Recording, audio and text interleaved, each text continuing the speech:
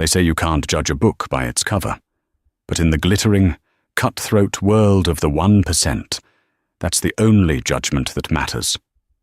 So when a group of high society bullies saw a woman in a simple grey dress sitting alone at an exclusive bar, they saw weakness. They saw a nobody. They pushed her. They mocked her. They knocked her down, laughing as they did. What they didn't know, what they couldn't know, was that the simple woman they just humiliated was Annalise Blackwell, the fiercely private and deeply loved wife of the most powerful and ruthless billionaire in the city, and he just found out. The Gilded Garter wasn't just a bar, it was a statement. Tucked away on a cobblestone street in Soho, it was the kind of place that didn't have a sign, only a reputation. Inside, it was a world of dark mahogany, burnished brass, and velvet curtains the color of dried blood. The air was thick with the scent of expensive perfume and the sharp botanical tang of artisanal gin. The clientele was a curated collection of beautiful, wealthy, and bored individuals who spoke in low, confident murmurs. And then there was Anna. Annalise Blackwell sat at a small, two-top table near the back, a position that afforded her a perfect view of the room's subtle theatrics. She was nursing a simple glass of sparkling water with a lime, her phone dark on the table beside her. She was waiting for her sister, Sarah, who, as usual, was running late. To the casual observer, Anna was invisible, and that was precisely how she liked it. She wore no makeup, save for a touch of lip balm. Her auburn gold hair was pulled back in a simple, elegant knot. Her dress was a plain, grey wool sheath, perfectly tailored, but utterly devoid of any logo or identifying mark of luxury.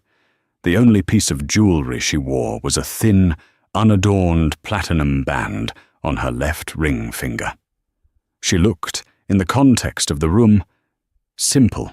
She was watching the bartender, a man named Miguel with slicked-back hair and a vest so tight it looked like armor, perform a symphony with a cocktail shaker. He was a master of his craft. Anna appreciated mastery, whether it was in a boardroom, a kitchen, or behind a bar. The heavy front door swung open, admitting a blast of cold October air and a trio that immediately shifted the room's gravitational pull. They didn't just enter, they conquered. The leader was a woman in her late 20s with a severe blonde bob and a face that was beautiful in the way a marble statue is beautiful, cold, perfect, and lifeless. She was poured into a crimson dress that probably cost more than Anna's entire wardrobe. This was Beatrice van der Meer, an heiress to an old-money real estate fortune. Flanking her were her disciples. Chloe Davies, a brunette with a nervous laugh, echoed Beatrice's style but lacked her bone-deep arrogance. And then there was Tad Beaumont, a man with a floppy haircut and the weak chin of someone who had never been told no in his entire life. They scanned the room, which was full. Their eyes, predatory and dismissive, swept over the patrons. And then Beatrice's gaze landed on Anna, sitting alone at her two-top. Beatrice glided over, her two shadows in tow. "Excuse me," she said. Her voice was not a question, it was a command. It was high and sharp, like the sound of ice cracking in a crystal glass. Anna looked up, her expression pleasant. "Hello." "We need this table," Beatrice announced, gesturing to the empty chair where Sarah was supposed to be. Anna blinked, a small, polite smile gracing her lips. "Oh, I'm sorry. I'm waiting for someone." Beatrice let out a short, incredulous laugh. She looked at Chloe. "She's waiting for someone." Chloe giggled nervously. "So funny." Tad leaned in, his cologne overwhelming. "Look, sweetheart, you've had your water. This is prime real estate. You can't just squat."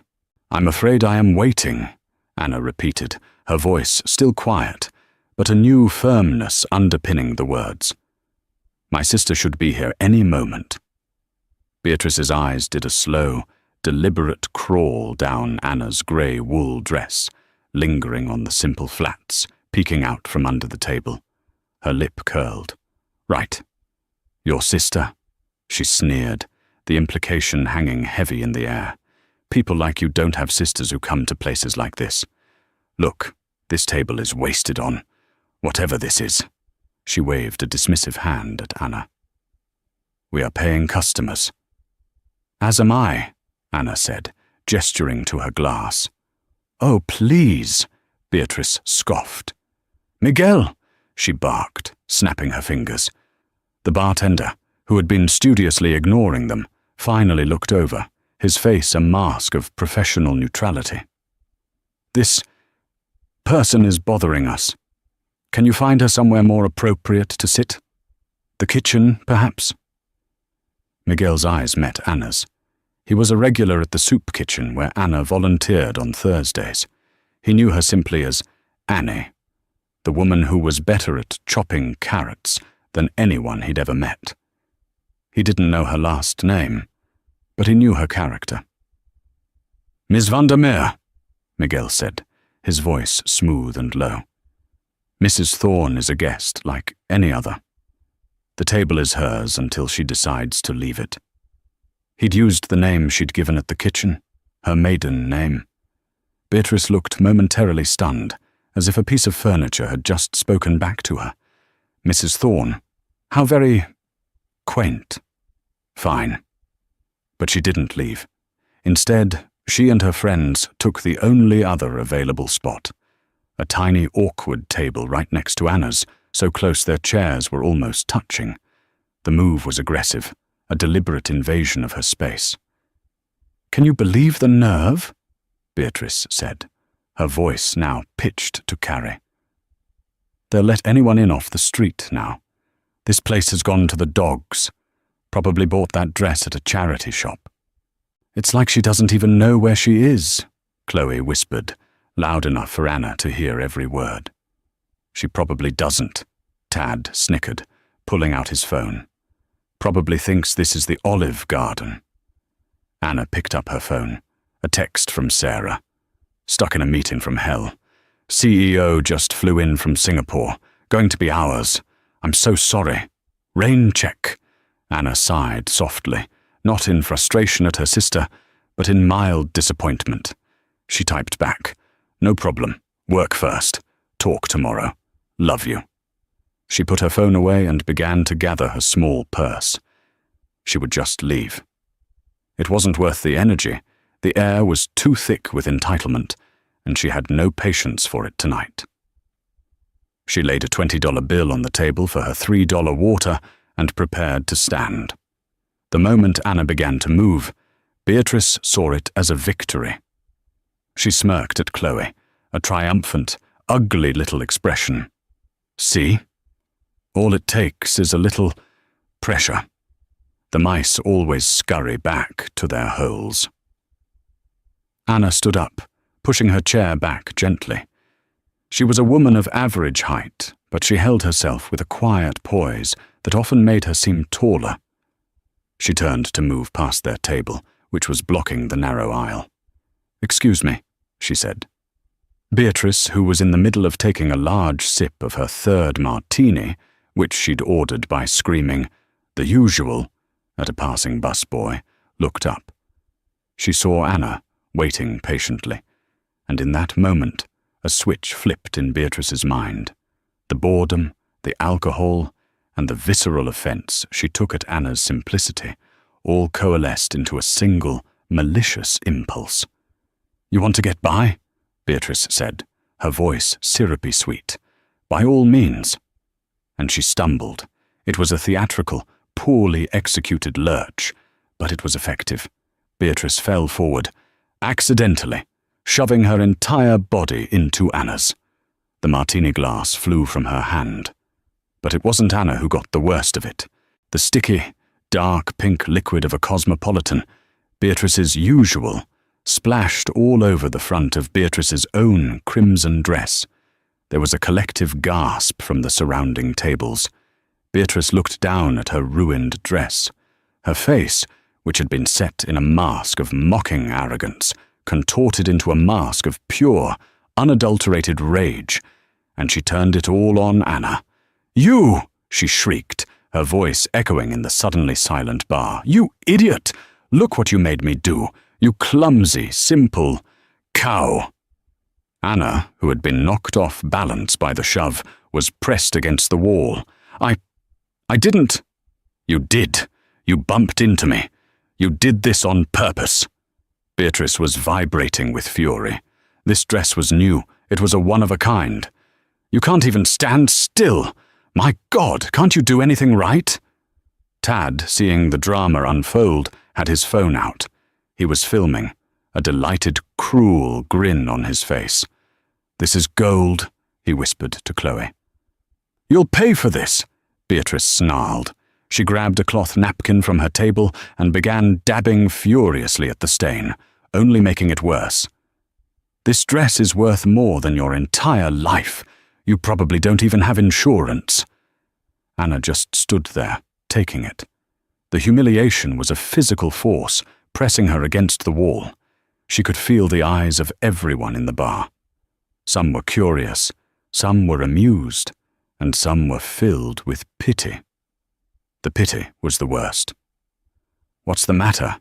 Beatrice taunted, stepping closer until she was directly in Anna's face. Anna could smell the gin on her breath. "Cat got your tongue? Or can't you simple people string a sentence together?" She then did the unforgivable. She reached out and pushed Anna. Not a stumble, not an accident. A hard, two-handed shove to the chest. "Get out!" Beatrice hissed, her voice low and venomous. Anna, unprepared, stumbled backward. Her heel caught on the leg of her own table, and she went down. She didn't fall hard, but she fell. She landed in a heap on the polished floor, her purse spilling its contents. A tube of lip balm, a set of keys, a small, well-worn paperback of Meditations by Marcus Aurelius, and her wallet. The entire bar went silent. Even Beatrice seemed momentarily shocked by what she had done. Tad's phone was still recording. "Holy," he breathed. Anna stayed on the floor for a beat, her heart hammering. The fall had knocked the wind out of her, but more than that, it had knocked the composure out of her. She was, for the first time in a very long time, completely and utterly humiliated. Then, from the floor, she looked up. She looked past Beatrice's triumphant, sneering face. She looked at Tad's phone, the little red light glowing. She looked at Chloe's horrified but fascinated expression. She looked at Miguel, who was already coming around the bar, his face like thunder. She pushed herself up. She didn't cry. She didn't scream. Her hands were shaking, but her voice, when she spoke, was shockingly clear. "Are you finished?" she asked. It wasn't a question of defiance. It was a question of genuine curiosity. "Are you finished with this performance?" The question so disarmed Beatrice that she had no response. She just stood there, her mouth open. Anna calmly knelt and began gathering her things. Her book, her keys, her lip balm. She put them back in her purse. Her wallet was open, and a few cards had slipped out. A library card, a Metro card, a blood donor card. You, Beatrice stammered, trying to regain the upper hand. "You're paying for this dress." "Miguel," Anna said, standing up. Her grey dress was now smudged with dust from the floor. "My apologies for the disturbance. Please add Miss Vandermeer's dress to my tab." Miguel, who had reached her side, just stared. "Mrs. Thorne, you don't have to." "Please," Anna said. "And a new martini for her. It seems she spilled hers." She turned and looked Beatrice dead in the eye. The heiress, for all her bluster, actually took a step back. There was something in Anna's gaze, not anger, not fear, but a profound, bottomless disappointment that unnerved her. "I hope the rest of your evening," Anna said, her voice barely a whisper, "is everything you deserve." And with as much dignity as she could muster, she walked out of the Gilded Garter, the sound of Tad and Chloe's nervous, belated laughter echoing behind her. The cold night air hit Anna like a slap, clearing her head instantly. The adrenaline from the encounter was already fading, leaving behind a cold, hollow ache. She didn't walk to the corner to hail a cab. She didn't pull out her phone to order an Uber. She walked 2 blocks east, then 1 block north, to a quiet, tree-lined street. A discreet black sedan, a Maybach S680, so devoid of chrome it looked like a shadow, was parked in a tow-away zone. It had been there for 30 minutes, utterly ignored by the city. The driver's side door opened, and a man in a simple black suit stepped out. "Mrs. Blackwell?" he said, his voice a calm, British baritone. He opened the rear door. "Thank you, David," Anna said, sliding into the buttery leather interior. David was ex-SS and had been with her husband, Marcus, for a decade. He was the head of their personal security detail, and tonight he was on driver duty because Anna had insisted she didn't need a team to go meet her sister. He got back in the driver's seat, the partition between them gliding up silently. He didn't ask why she was early or why her dress was rumpled. He simply drove. The car moved silently through the city, a ghost in the river of yellow taxis and honking SUVs. They didn't go to a glittering tower on Billionaire's Row. They drove to a quiet, historic brownstone in Gramercy Park, one that had its own private garden, accessible only by a special key. The building was, in fact, 4 brownstones, hollowed out and combined into a single, magnificent, and completely invisible urban fortress. David parked in the underground garage. Anna took the private elevator straight up to the penthouse. The doors opened not into a cold museum of modern art, but into a home.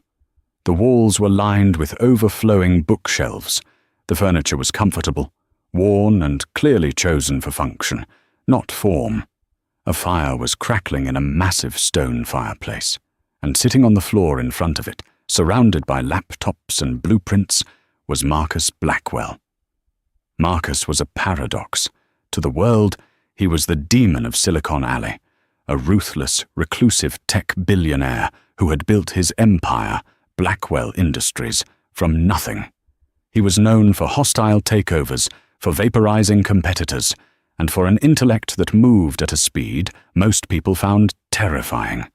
To Anna, he was just Marcus, the shy, brilliant man she'd met in a college library, back when his empire consisted of a single, overheating desktop computer and a dream about data encryption. He looked up as she entered, his intense grey eyes instantly softening. "Hey, you're early." "Sarah Flake again?" "Meeting," Anna said, her voice tight. She walked over and kissed the top of his head. His hair was messy, as if he'd been running his hands through it for hours. "Good," he mumbled, his eyes already drifting back to the screen. "I'm on the verge of a breakthrough with the new quantum something." He stopped. He smelled her perfume, and underneath it, the stale, boozy scent of a bar. And something else. Fear. He turned, really looking at her this time. He saw the dust on her dress. He saw the faint red mark on her cheek where she must have braced her fall. He saw the tremor in her hand. His entire demeanor changed. The distracted genius vanished, replaced by the demon. His eyes went flat and cold. "Annie," he said, his voice dangerously quiet. "What happened?" Anna tried to wave it off. "It's nothing, truly. A woman just spilled a drink." "You fell." It wasn't a question. "I stumbled." "Who was she?" "Marcus, please. It's not a big deal. It was just an unpleasant encounter. Some very drunk, very unhappy people. I'd rather just forget it." She didn't want to tell him. Not because she was afraid of him, but because she knew what he was capable of. She had seen him dismantle a too-big-to-fail bank because its CEO had been rude to a waiter. Marcus had a very specific, very rigid code of ethics, and at the top of that code was a zero-tolerance policy for bullies. He saw the world in code, ones and zeros. You were either a good person or you were an obstacle. "Anna," he said, standing up. He was a tall man, and in the low light of the fire, he looked imposing. "You're shaking. Tell me what happened. Tell me who it was." "I don't know their names," she lied, but she had heard Miguel say it. Ms. Vandermeer.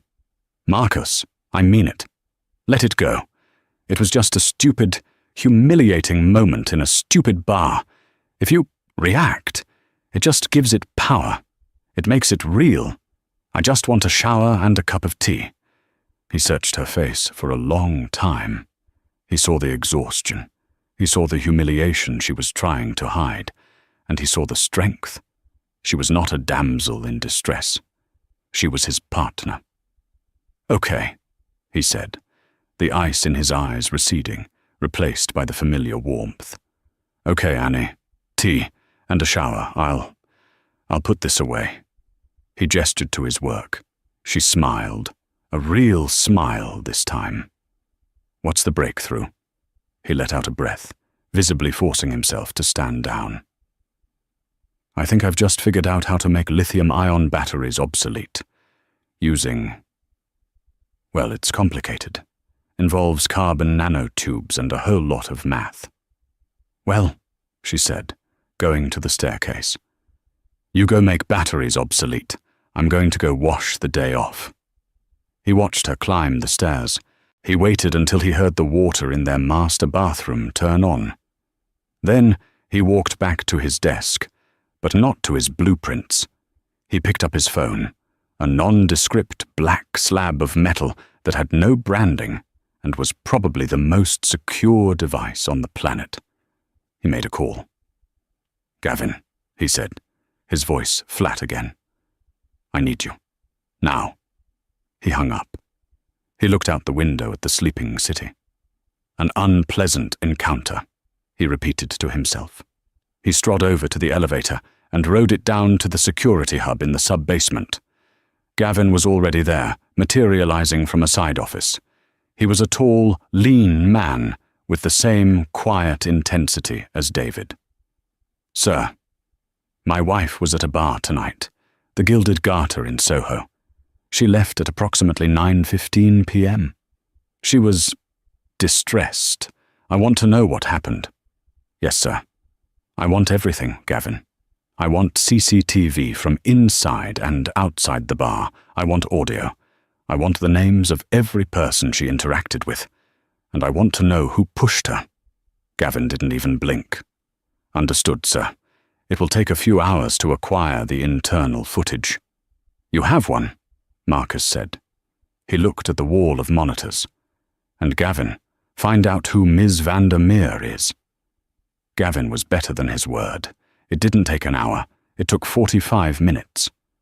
Marcus sat in the cooled, dark security room, a cup of untouched tea growing cold beside him. On the main screen, a multi-angle feed played. He watched the entire encounter from 4 different angles, including a high-resolution camera above the bar that Gavin had acquired from the bar's cloud backup. He watched Beatrice's approach. He heard her sneer, "We need this table." He watched Anna's polite refusal. He listened to the taunts. "Charity shop." "Olive Garden." He felt a cold, familiar rage building in his chest. This was the world he tried to shield her from, the world of casual cruelty she always insisted on facing head-on. Then he watched the stumble. He watched the shove. He zoomed in, frame by frame. It was deliberate, malicious. And then he watched his wife fall. He watched her spill her purse. He watched her get up, her hands shaking. He listened to her impossible, infuriating grace. Please add Miss Vandermeer's dress to my tab. Jesus, Annie, he whispered, clenching his fist so hard his knuckles turned white. On a second monitor, Gavin pulled up a file. Beatrice Vandermeer, he said, his voice a neutral monotone. 28 years old, only daughter of Hendrik Vandermeer, CEO of Vandermeer Holdings, a legacy real estate and development firm. They've been in New York since the 1800s. The name clicked. Marcus turned to Gavin. Vandermeer Holdings, aren't they? Yes, sir, Gavin said, anticipating. They are the lead bidder on the Hudson Yards Omega project, the multi-billion-dollar tech integration contract you're opening for tender next month. Marcus stared at the screen, at Beatrice's sneering face, frozen on the CCTV feed, at her father's company logo on the other screen, the two images blurred. They were the front-runners, Gavin continued. Hendrik Vandermeer has been lobbying your office for a meeting for 6 months. He's also a co-chair for this weekend's Metropolis ball at the Met. The gala, Marcus said. He and Anna were supposed to attend. It was the one event she truly despised, but his company was a primary sponsor of the new technology wing, and his presence was non-negotiable. Yes, sir. Beatrice is on the junior committee. She's expected to be there, as are her friends. Gavin brought up 2 more files. Chloe Davies, daughter of a city councilman, and Tad Beaumont. His family owns a lot of print media. Gavin then pulled up a 3rd window.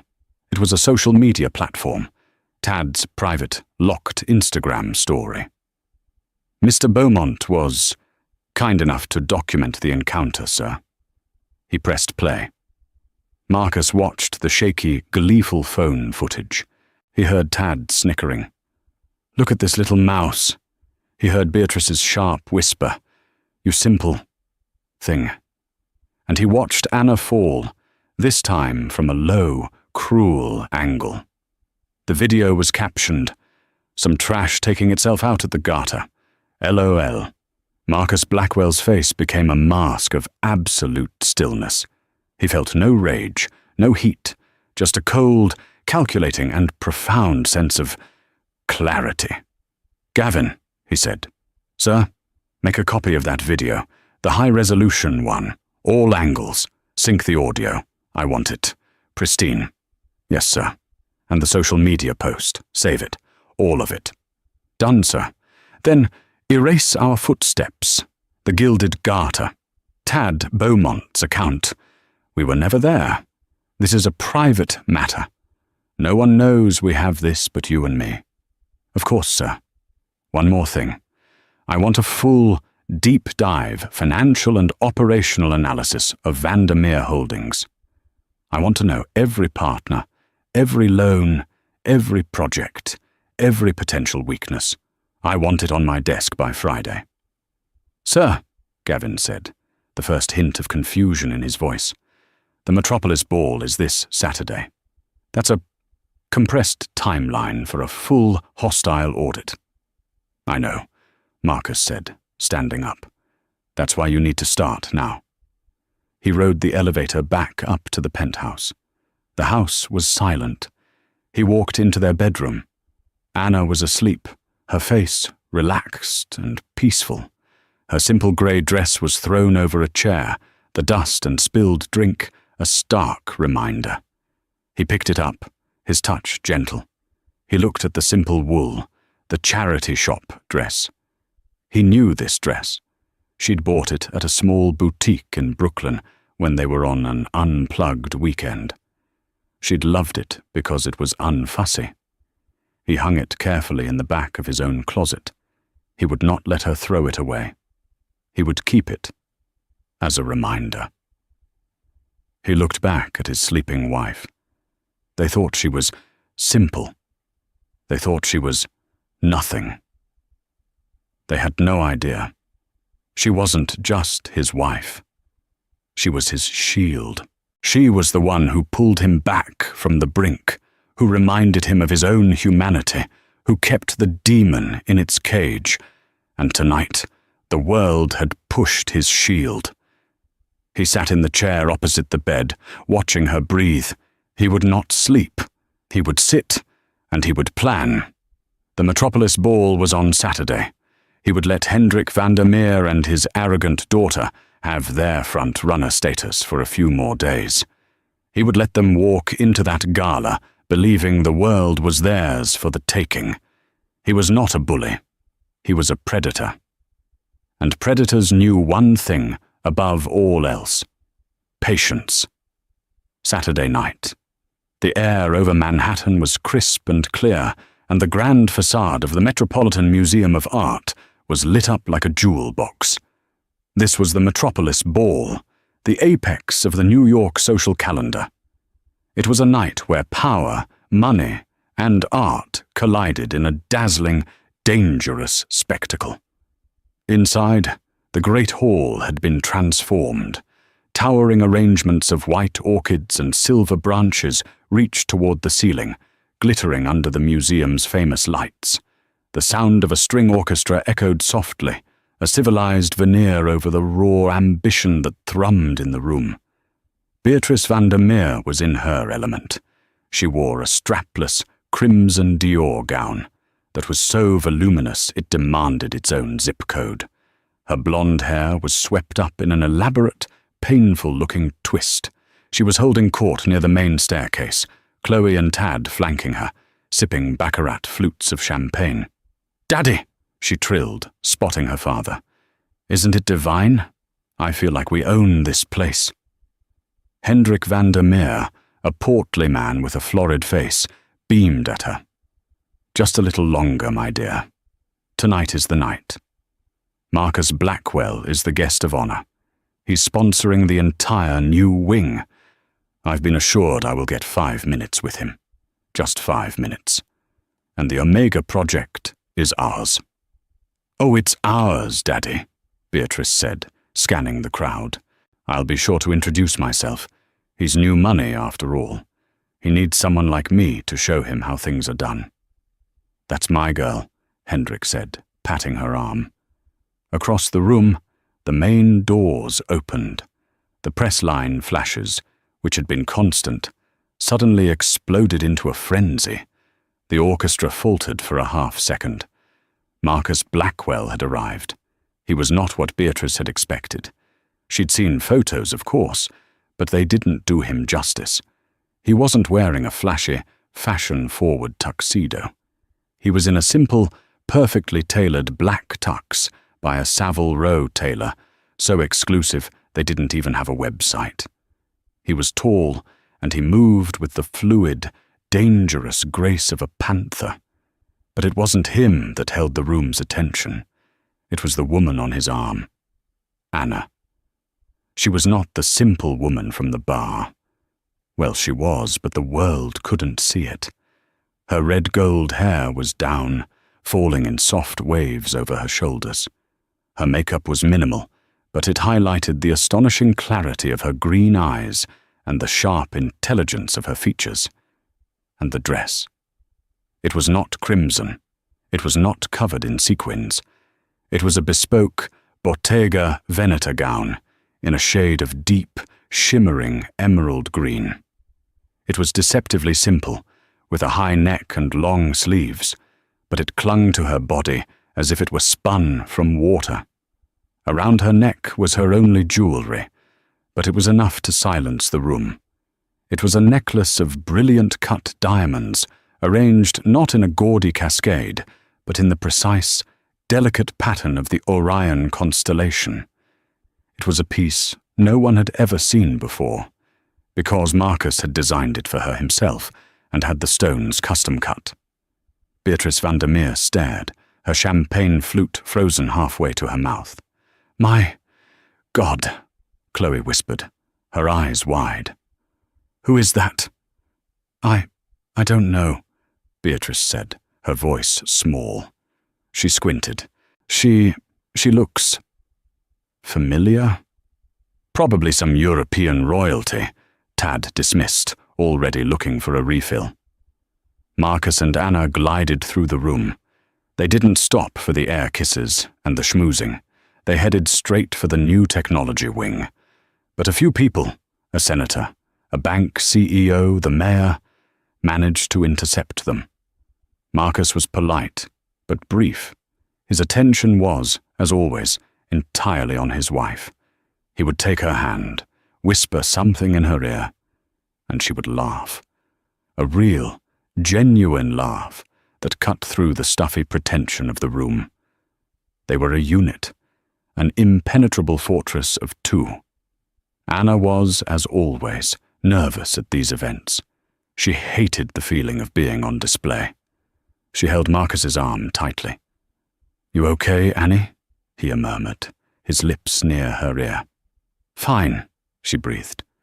"It's just a lot of surfaces. No depth." "I know. We'll stay for the speeches. We'll say hello to the curator. And then I'm taking you home, and we're ordering a pizza." "A pizza?" she said, smiling. After all this, especially after all this. He was pulled away by the museum's director, leaving Anna alone for a moment. She drifted, as she always did, toward the art. She found herself in a quiet alcove, standing in front of a small, breathtaking Vermeer painting. She loved Vermeer. She loved the quiet, the light, the celebration of the ordinary. She was so lost in the painting, in the simple, profound beauty of a woman pouring milk, that she didn't hear the footsteps approach. "Well, well, well." The voice was like acid. Anna froze. She turned. Beatrice van der Meer was standing there, a smirk on her face. She was alone, having ditched her father and friends to network. I'm sorry," Anna said, confused. "Don't I'm sorry me," Beatrice sneered, her eyes raking over Anna's dress. "Nice knockoff. How did you get in? Did you come in through the kitchens? Are you working the event?" Anna just stared. Beatrice didn't recognize her. Without the grey wool dress, without the context of the bar, she was just another woman. I think you have me confused with someone else," Anna said, already trying to walk away. "Oh no," Beatrice said, blocking her path. She snapped her fingers. "I know exactly who you are. You're the stain! From the bar, the gilded garter." Her voice was rising, and a few people turned to look. "My God," Beatrice laughed, a loud, braying sound. "The nerve! You follow me here? Are you stalking me? I should have you arrested." "Ms. van der Meer," Anna said, her voice low and steady. "Please, you're making a scene." "I'm making a scene? You're the one who's trespassing. Waitress," she yelled at a passing server. "This woman isn't a guest. Call security. I want her removed." "Beatrice, what in God's name are you doing?" Hendrik, her father, was rushing over, his face red. "I'm handling this, Daddy. This pauper snuck in. She's probably here to steal the silver." "I am not," Anna said, her cheeks finally flushing with anger. This was too much. "Then who are you?" Beatrice shrieked. "You're a nobody. You're a simple, pathetic nothing." "She's not nothing." The voice cut through the air like a razor. Marcus Blackwell stepped into the alcove. He didn't look angry. He looked bored, which was, as his competitors knew, infinitely more terrifying. Beatrice froze. Her entire world stopped. Mr. Blackwell," she stammered, her face instantly shifting into a grotesque mask of fawning adoration.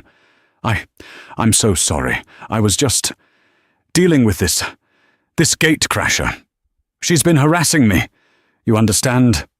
She smiled, a wide, desperate smile, expecting him to thank her. Marcus didn't even look at her. He looked only at Anna. He held out his hand. "Are you all right, my love?" Anna took his hand. "I'm fine, Marcus. Just tired." Beatrice's smile didn't fade. It collapsed. Her face went slack with a horror so profound it was almost comical. She looked at Marcus's hand, in Anna's. "My love?" she whispered. Hendrik van der Meer looked like he was having a heart attack. "Mr. Blackwell, I don't understand." Marcus finally turned his cold grey eyes on Beatrice. He gave her a polite, terrifying little smile. "Miss van der Meer, Mr. van der Meer, how wonderful to finally meet you in person." He pulled Anna gently to his side, his arm wrapping around her waist as if she were made of spun glass. "I'd like you to formally meet my wife, Anneliese. Anneliese Thorne Blackwell." Silence. It was a profound, suffocating silence that swallowed the orchestra, the chatter, and the clinking of glasses. The small crowd that had gathered to watch the scene was frozen. Beatrice van der Meer's face went from pale to white, to a sickening shade of grey. The baccarat flute she was holding slipped from her fingers and shattered on the marble floor. "Wife!" she breathed. The word was a puff of air. Chloe and Tad had pushed through the crowd, arriving just in time to see the climax. Chloe's hand flew to her mouth. Tad's jaw was on the floor. But she's simple," Chloe blurted out, before Tad could slap a hand over her mouth. "She is," Marcus agreed, his voice dangerously soft. He looked down at Anna with a tenderness that made the air around them seem to warm. "She's simply the most brilliant, compassionate, and valuable person in this room. Something you," and his eyes snapped back to Beatrice, "wouldn't understand. Mr. Blackwell, I... Beatrice was hyperventilating. She turned to her father, desperate. "Daddy, I didn't know." "And that, Miss van der Meer, is the entire problem, isn't it?" Marcus said. He was no longer smiling. "You didn't know. So you assumed. You saw a woman, alone, dressed modestly, and you assumed she was nothing. You assumed she was trash." "No, it was a misunderstanding," Beatrice pleaded, her eyes darting around. She was looking for an exit, but she was penned in by her own creation. "A misunderstanding," Marcus said. "Let's be clear, shall we? I hate ambiguity." He reached into his tuxedo jacket and pulled out, not a wallet, but his black, unmarked phone. He tapped the screen. "I believe you first met my wife last Tuesday, at the Gilded Garter."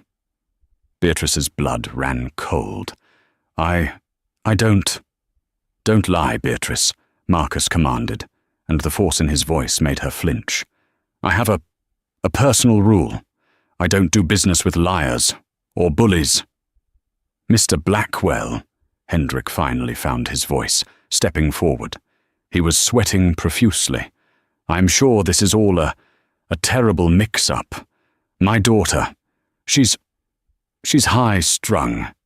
She's a criminal, Mr. van der Meer," Marcus said flatly. "Assault is, I believe, still a crime in this city." "Assault?" Beatrice shrieked. "I barely touched her." "Oh, I think you did more than touch her," Marcus said. He turned his phone so the screen was visible to the Van der Meers and the now rapt audience. It wasn't Tad's grainy, shaky cam footage. It was crystal clear, high-definition, multi-angle CCTV footage. It was the feed from Gavin's security hub. He had edited it. The main screen showed the high-angle shot from the bar's camera. A picture-in-picture window showed a close-up on Beatrice's face, contorted with rage. A third window showed Tad gleefully filming, and the audio was pristine. The crowd watched, in horrified silence, as the entire scene played out. They heard, "You simple thing." They saw the deliberate, malicious shove. And they saw Anneliese Blackwell, the wife of the most powerful man in the room, go crashing to the floor. The video ended. Marcus put his phone back in his pocket. Hendrik Vandermeer looked as if he'd been shot. He turned to his daughter, his face purple. "Beatrice, what did you do?" "It was a joke," she sobbed, her carefully constructed world detonating around her. She was a nobody. How was I supposed to know? "That's the point," Anna said. It was the first time she had spoken. Her voice wasn't loud, but it was so clear that everyone stopped to listen. She stepped away from Marcus, standing on her own. She looked directly at Beatrice, who was now a sobbing, mascara-streaked mess in a $1,000 dress. "You weren't," Anna said. "You weren't supposed to know. It shouldn't matter. My name, his name, that shouldn't change the way you treat a person. But it does. For you. Mr. Blackwell, please," Hendrik begged, turning back to Marcus. He was a man watching his entire legacy evaporate. "The Omega Project. Our families. We've been in New York for a century. You can't—" Marcus held up a hand. "Mr. Vandermeer, Blackwell Industries is built on a simple foundation, structural integrity. We build things that last. We build things you can trust." He paused, letting the words hang in the air. "Your daughter," he continued, "has just shown me that your family's foundation is rotten. It lacks integrity. It lacks compassion. It lacks basic human decency. You don't see a nobody. You see someone you can step on. And I cannot and will not partner with a company that believes that is an acceptable way to move through the world." He looked past Hendrik to his own head of PR, who was watching from the wings. "Sarah," he called out, "please make a note. Blackwell Industries is officially reopening the bidding on the Omega Project. The Vandermeer Holdings proposal is to be shredded, effective immediately, and list the reason for the contract denial as a fundamental and irreconcilable misalignment of core values." It was a corporate execution. It was a social execution. In 30 seconds, Marcus Blackwell hadn't just slammed a door. He had burned the entire house to the ground. Hendrik Vandermeer sank onto a nearby velvet bench, his head in his hands. Beatrice just stared. The reality of what had happened, the sheer, unmitigated scale of her ruin, was too vast to comprehend. The ballroom was silent. The orchestra had stopped. The whispers had died. All anyone could do was watch the fallout. Marcus turned back to Anna, his face softening instantly. "Are you ready to go? I'm craving that pizza." Anna nodded, but her eyes were still on Beatrice. The woman who, 10 minutes ago, had been the queen of the ball, was now an outcast. She was utterly alone. Chloe and Tad had vanished, evaporating into the crowd the moment the video played, desperate to avoid the shrapnel. Beatrice looked up, her tear-filled eyes meeting Anna's. There was no anger left, just a hollow, desolate confusion. You could have just told me," she whispered, a child's pathetic defense. "At the bar. You could have said who you were." "And what?" Anna asked, her voice gentle but firm. "So you could have apologized. So you could have fawned over me, like you did with my husband. So you could have treated me well, not because I was a person, but because I was powerful." She shook her head. "That's not respect, Beatrice. That's fear. That's calculation. It's simple." She used the word deliberately. Beatrice flinched as if she'd been struck. Anna took a step closer. Marcus tensed, but she put a hand on his arm. "It's okay." She knelt, just for a second, so she was at eye level with the seated, broken woman. "The dress you ruined at the bar," Anna said, her voice so quiet only Beatrice and Marcus could hear. "The grey wool one. It was a gift from my sister. The one I was waiting for. She bought it for me at a little shop on 34th Street. It cost $49. It was my favorite dress. Beatrice looked up, confused. What? The value, Beatrice, Anna said, standing up. It was never in the dress. It was in the person who wore it. It was in the sister who gave it. It was in the moment. You can't see that. You see price tags, you see logos, you see status. You're blind to everything that actually matters. She looked at the shattered flute on the floor. You're not a bad person, Beatrice. You're just an empty one. And I truly, genuinely hope you find a way to fill that with something real. She turned away. She took Marcus's hand. That, Anna said, is everything I deserve. Marcus looked at his wife, his admiration for her so profound it was a physical ache in his chest. He smiled. Pizza. Now. Now, she agreed. They walked out. They didn't run. They didn't rush. They walked, hand in hand, straight through the center of the great hall. The crowd parted for them like the Red Sea. They left behind the shattered glass, the ruined reputation, and the stunned silence. As the great doors closed behind them, the sound of the room rushed back in. The whispers, the phone calls, the sound of a life history being rewritten in real time. By the time Hendrik van der Meer got his daughter off the bench, his phone was already vibrating with calls from his board of directors. By the time they reached the coat check, the first blog post had already gone live. By the time their car pulled away from the curb, Tad Beaumont had deleted his entire social media presence, and Chloe Davies's father was already drafting a public statement distancing his family from the unfortunate behavior of Ms. van der Meer. In the back of the Maybach, Anna kicked off her high-end heels and sighed, wiggling her toes. You were amazing, Marcus said, pulling her close. I was terrified, she admitted. My hands are still shaking. I know. He kissed her knuckles. Heads up, David, he said to the intercom. Change of plans. We're not going home. Anna looked at him.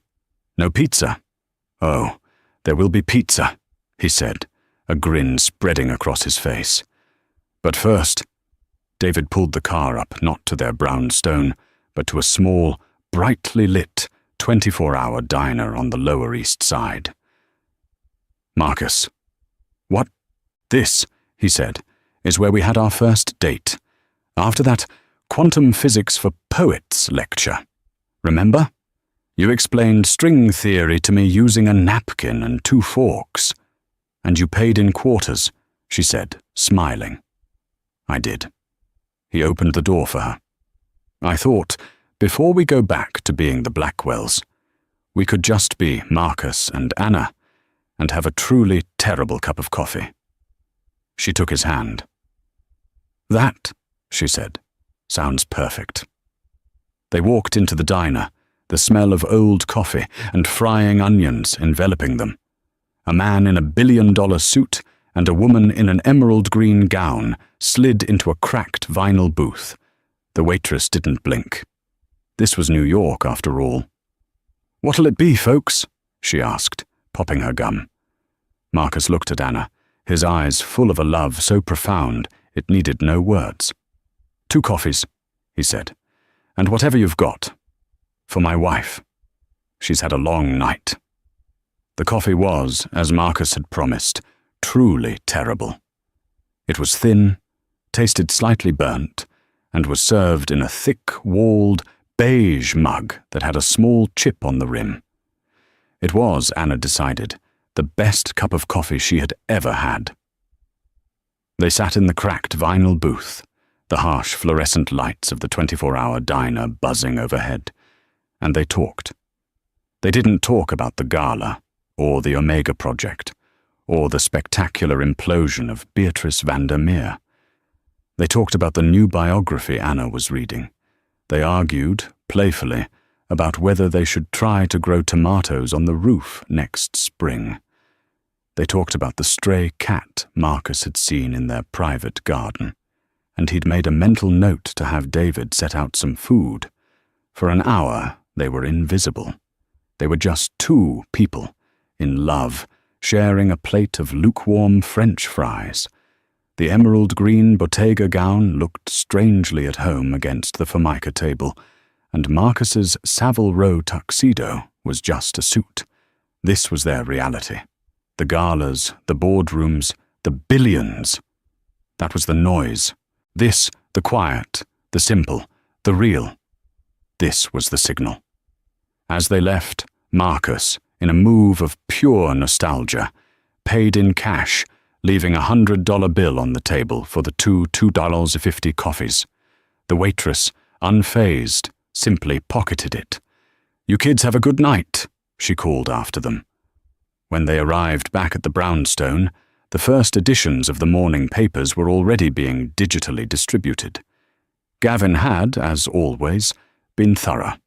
A single, discreetly placed news item had broken, not in the gossip columns, but in the Financial Times and the Wall Street Journal. Vandermeer Holdings plummets in pre-market trading as Blackwell Industries cites core value misalignment in Omega project denial. The story was dry, professional, and utterly devastating.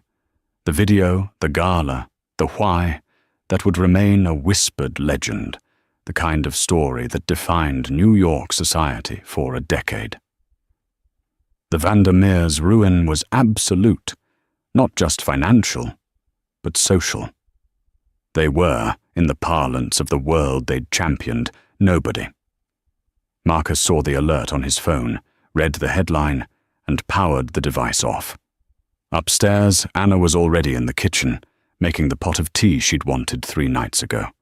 Marcus found her there, having shed the green dress for one of his old, worn-out cashmere sweaters that was 5 sizes too big.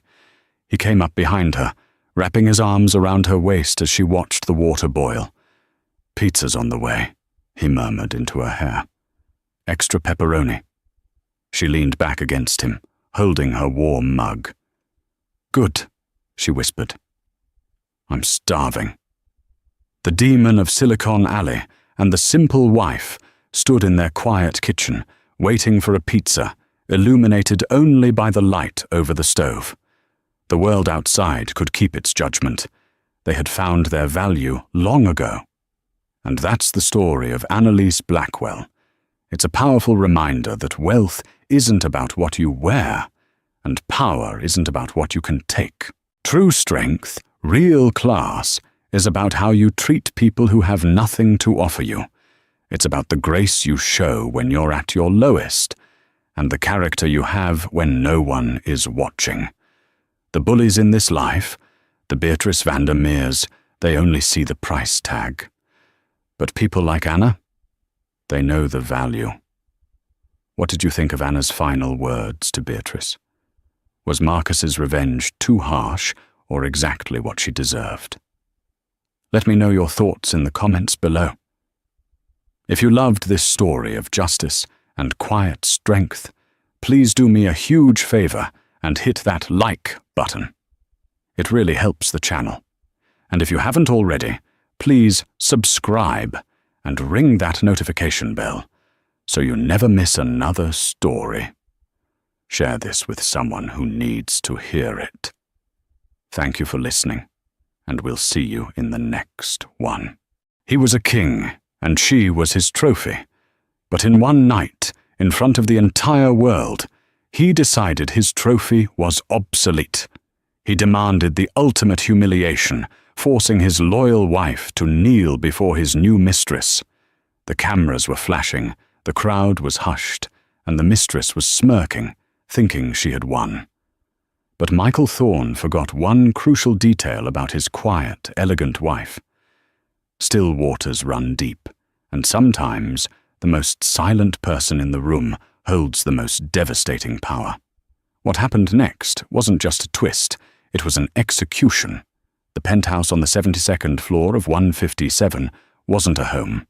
It was a glass and marble declaration of war against gravity, and, Amelia Vance suspected, against basic human warmth.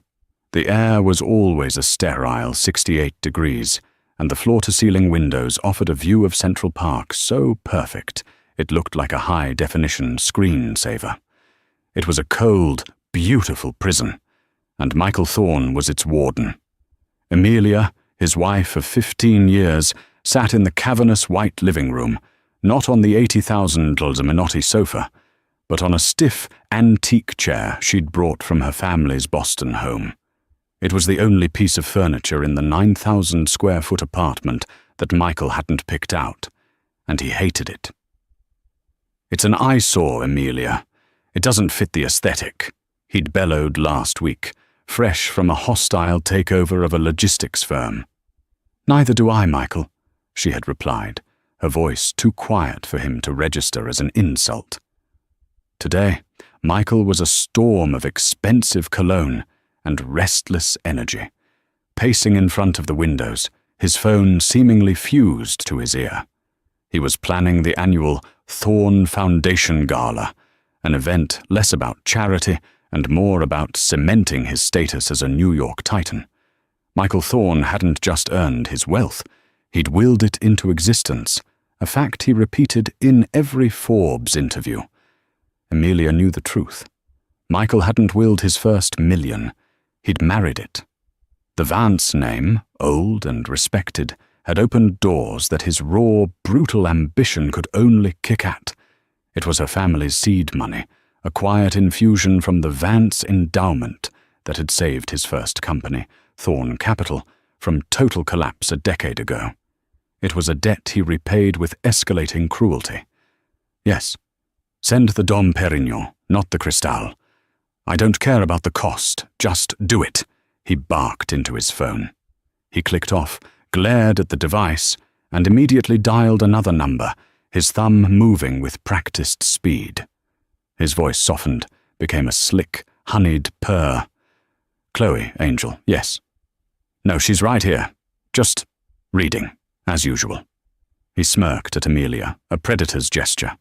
"I'll see you at 6. Wear the red. It makes you look dangerous." He hung up. Amelia didn't look up from her tablet. She was reviewing a document that had no place in this sterile apartment.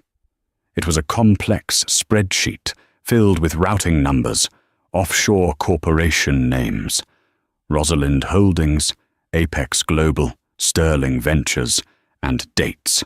Dates that, damningly, corresponded exactly with Michael's business trips over the last 5 years. She had a name for this private file, the Sterling Audit. "You should get your hair done," Michael said, straightening the knot of his Zegna tie. "You look tired, Amelia." "Faded." "I'm fine, Michael. I was just confirming the guest list for the gala." "Leave that to the new PR team. Chloe's managing it." He bared his teeth in what he thought was a smile. "She's a real shark, that one. Young, hungry, exactly what this foundation needs." Amelia finally looked up. Her eyes, a placid, intelligent grey, met his. "A shark, Michael. Be careful. They're known for circling, and they're the only animal that can't swim backward. They only move forward. Or they die." Michael stared at her, a flicker of confusion in his eyes. He hated when she spoke in riddles. "Just go to that place you like. Bergdorf's. Buy a new face.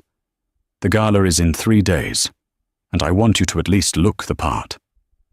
He grabbed his bespoke leather briefcase and was gone, the heavy steel and glass door closing with an expensive, sound-dampening thud. The silence that followed was heavy. Amelia counted to 60. Then she put down her tablet, walked to her antique chair, and pressed a small, hidden catch on its underside. A slim, leather-bound journal slid out. She opened it. It was full of handwritten notes, names, and numbers. She picked up her own phone, a simple, nondescript model, and dialed a number from memory. "Mr. Harding," she said, her voice now clear and cold, all the faded quality gone. "It's Amelia Vance. Yes, I'm well, thank you. I need to see you this afternoon. Bring the complete file on Rosalind Holdings." "Yes." "And Mr. Harding, I think it's time we contact your associates at the Post. We're moving to Phase 3. He's getting sloppy. He's getting arrogant. And he just hired a shark." She hung up, walked to the window, and looked down at the park. From this high up, the people looked like ants. Michael always said it made him feel powerful. It just made Amelia feel distant. "You're not the only one who can't swim backward, Michael," she whispered to the glass. "You just never thought I'd learn to swim at all." The new shark arrived at the penthouse the next morning, ostensibly for a final gala planning meeting. Chloe Sinclair was not a shark. She was a piranha, all teeth, all glitter, and drawn to the scent of blood, or in this case, the metallic tang of an Amex black card. She was 26, with hair the color of bottled fire and a laugh that sounded like breaking glass. She walked into the penthouse not as a guest, but as a conqueror, scanning the art-filled living room and finding it wanting. "Amelia, darling," she trilled, air-kissing the space 3 feet to the left of Amelia's head. "Michael has told me so much about you." She was already wearing red, a tight-sheath dress that screamed, "Inappropriate for 10 a.m. "Ms. Sinclair," Amelia replied, her voice perfectly even. "I'm sure he has. Coffee?" "Oh, just a green juice, with extra spirulina. Michael is having them delivered for me every morning." Chloe ran a possessive hand over the back of Michael's white leather chair at the head of the dining table. "We just have to go over the seating chart. Michael wants my input. He says I have a better feel for the new money crowd." For an hour, Amelia endured. Chloe vetoed the floral arrangements. "Lilies? So, funereal. We need birds of paradise, something with passion. The music? A string quartet? Are we 80? I'm getting the chain smokers." "And the guest list. Who are these people?" Chloe scoffed, pointing to a name. "Dr. Agnes Taylor, head of oncology at Mount Sinai."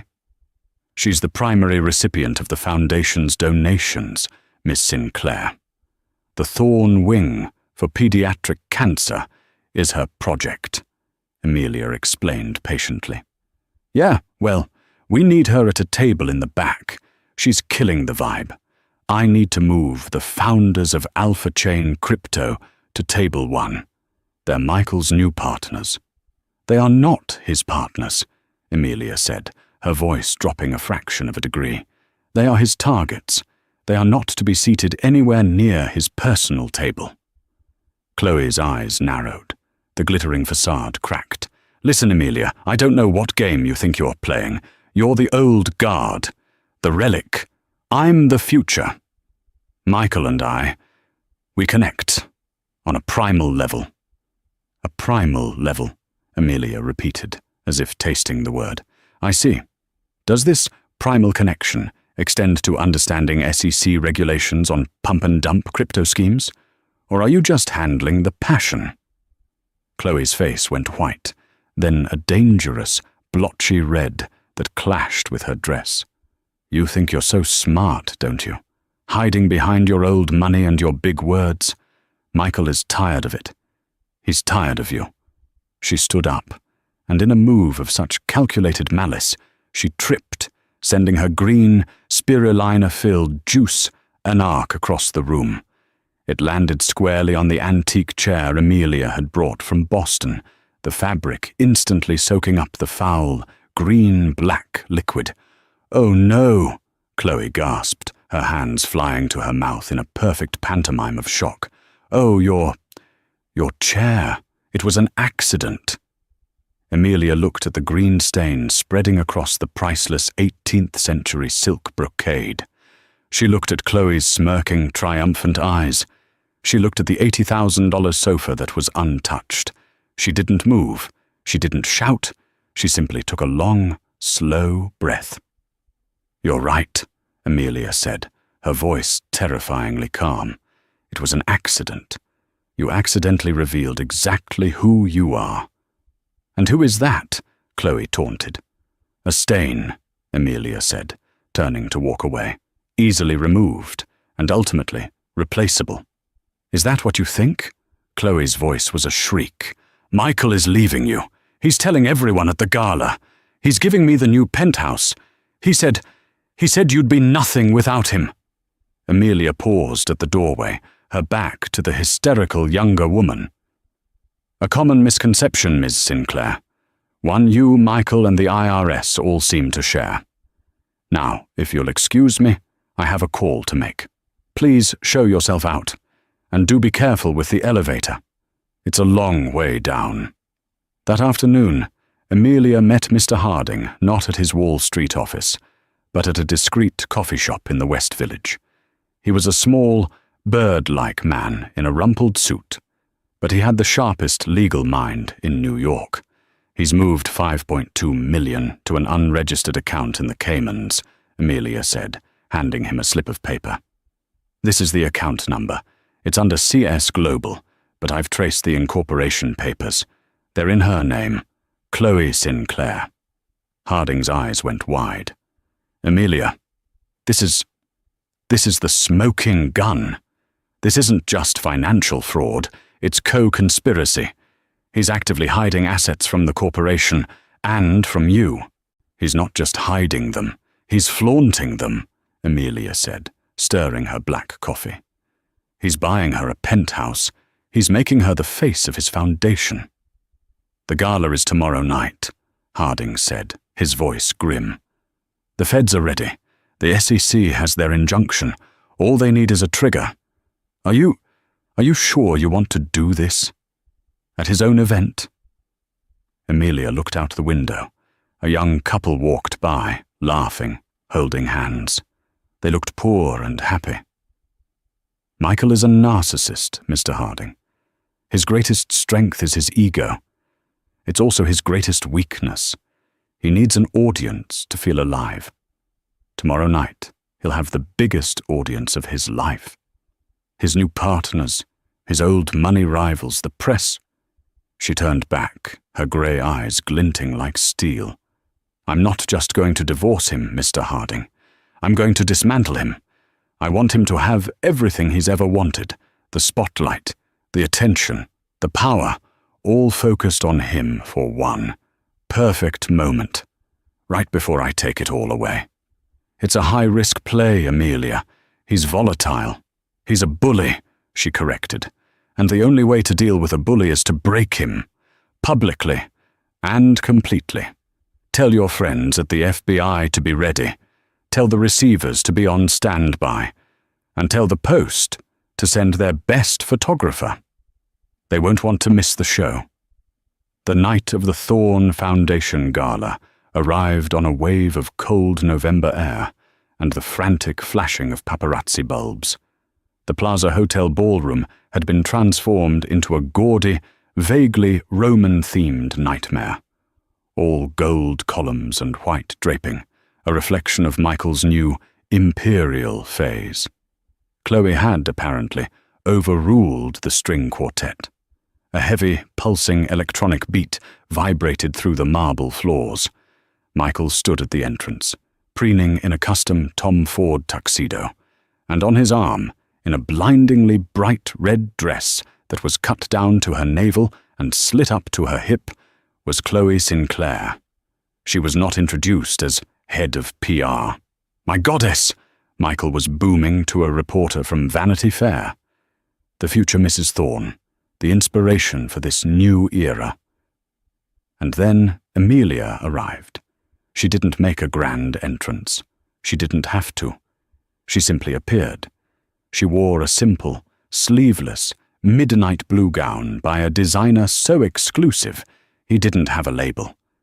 It was the color of a deep ocean, a stark, elegant contrast to the room's garish gold. Her only jewelry was a pair of diamond and sapphire earrings, the Vance sapphires, which had been in her family for a century. She was not a goddess. She was a queen, and the room, for a moment, seemed to remember the difference. The new money crowd buzzed around Chloe, but the old money, the Rockefellers, the Vanderbilts, the families who measured wealth in generations, not quarters, gravitated to Amelia. They spoke in low, respectful tones. "Amelia, you look wonderful. How is your mother's foundation, dear? That blue is magnificent." Michael watched this, his face darkening. He hated her for this, for the one thing he couldn't buy, bully or take over, her legacy. He stalked over, grabbing her arm. "What do you think you're doing?" he hissed, his fingers digging into her elbow. "You're supposed to be in the background. You're making Chloe uncomfortable." "Am I?" Amelia asked, not bothering to look at Chloe, who was glaring at them from across the room. "She seems quite buoyant." "Stop it. Stop being you.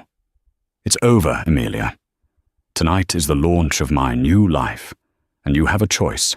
You can sign the papers I had drawn up, a full, silent waiver of all assets, and you can walk away with your legacy, or you can fight me, and I will drag the Vance name through so much mud, your ancestors will spin in their graves." He thought it was an ultimatum. He didn't know it was a confession. "The papers," Amelia said calmly. "Where are they?" Michael was taken aback. He'd expected a fight. In my breast pocket. My lawyer, Mr. Silver, is right over there. We can sign it in the back room, right now." "No," Amelia said, pulling her arm free. "Not now. You're about to give your speech, Michael. You love the spotlight. Don't let me." She paused, a tiny cold smile touching her lips. "Detain you." She turned and walked toward the stage, taking a seat at the main table, table 1, right next to the empty seat reserved for the guest of honor. Michael watched her, baffled and furious. He had expected tears. He had expected weakness. He had not expected nothing. This cold, placid indifference was the one weapon he couldn't fight. He stormed to the bar and grabbed a glass of champagne, downing it in one gulp. Chloe slithered up to him. "She's trying to upstage me, Marky," she pouted, adjusting the slit of her dress. "That dress. It's so boring." "It's not the dress, it's her," Michael snarled. "She thinks she's better than us. She thinks she can just sit there while I change the world. While we change the world." He slammed the glass down. "You know what? She's right. It is over. But it's not going to be a quiet signing in the back room. The world is changing, and I'm going to be the one to announce it." A new, terrible idea was forming in his mind. A way to finally break her. To shatter that composure and show everyone, once and for all, who held the power. "Chloe," he said, a slow, venomous smile spreading across his face. "How do you feel about a little public theater? I think it's time we showed this queen what happens when she's been deposed." Chloe's eyes lit up. "Oh, Marky, I love it. What do I do?" "Just stand next to me," he said, grabbing her hand and pulling her toward the stage. "And look like you've already won." He grabbed the microphone from the shocked MC. Thank you," he boomed, though no one was clapping. "Friends, partners, future, billionaires." The room quieted. The music stopped. A single spotlight hit Michael Thorne. He was exactly where he always wanted to be. "We are here tonight to celebrate the future, the Thorne Foundation. But a foundation is only as strong as its, well, foundation. And for 15 years my foundation has been cracked. It's been cold. It's been old." A murmur went through the crowd. This was not the standard charity speech. Amelia sat at table 1, perfectly still, watching him. She looked like a marble statue. "But tonight, that changes," Michael bellowed. "Tonight, I am announcing a new foundation, a new partnership, a new life. He yanked Chloe onto the stage with him. She posed, blowing a kiss to the baffled crypto founders. "This," he said, "is Chloe Sinclair. She is my inspiration. She is my future. And she is the real force behind Thorn Capital." A few people clapped, confused. "But first," Michael said, his voice dropping, "we have to take out the trash." He turned, his eyes locking on Amelia. He walked off the stage, the spotlight following him, and stopped directly in front of his wife. The entire ballroom, hundreds of New York's most powerful people, was silent.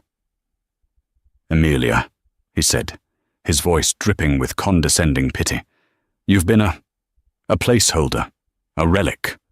But you've lived in my house. You've spent my money, for a decade and a half. And you've done nothing. You've been a burden." He leaned in, his voice a grotesque whisper that the microphone picked up and amplified. "And now I'm with a real woman, a goddess. And I think you owe her an apology." The silence in the room was no longer polite. It was horrified. "What did you say, Michael?" Amelia's voice was quiet, but clear. "You heard me," he sneered, feeding off the crowd's shock. "Chloe is the new lady of the house, and you will show her respect. You will apologize to her for being in the way."